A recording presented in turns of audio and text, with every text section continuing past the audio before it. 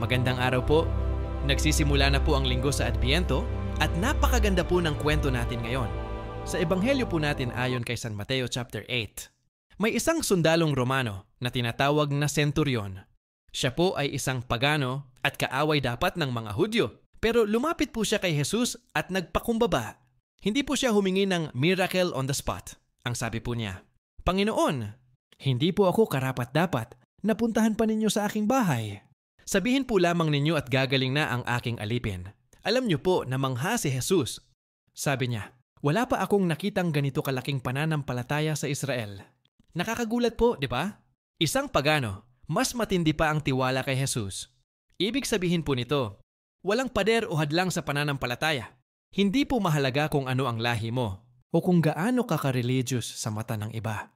Ang mahalaga ay ang pananampalataya mo kay Jesus.